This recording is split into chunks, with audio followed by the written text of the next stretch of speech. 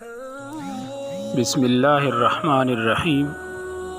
وہ صحابی جس نے ایک بھی نماز نہ پڑھی اور وہ جنتی ہیں۔ عمر بن ثابت جو اسیرم کے لقب سے مشہور تھے، ہمیشہ اسلام سے منحرف رہے۔ جب احد کا دن ہوا تو اسلام دل میں اتر آیا اور تلوار لے کر میدان میں پہنچے اور کافروں سے خوب قتال کیا، یہاں تک کہ زخمی ہو کر گر پڑے۔ لوگوں نے جب دیکھا کہ اسیرم ہیں تو بہت تعجب ہوا اور پوچھا کہ اے عمرو، تیرے لیے اس لڑائی کا کیا داعی ہوا؟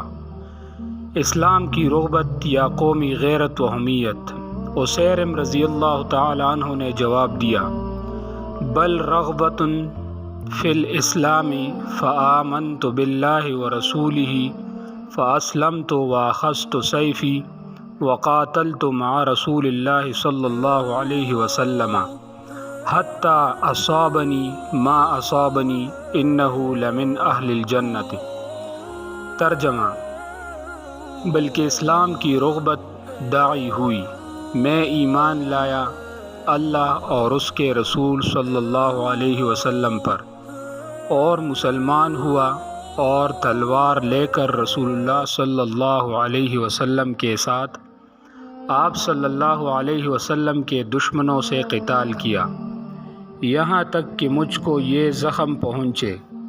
یہ کلام ختم کیا اور خود بھی ختم ہو گئے رضی اللہ تعالی عنہ، بلا شبہ وہ اہل جنت سے ہے۔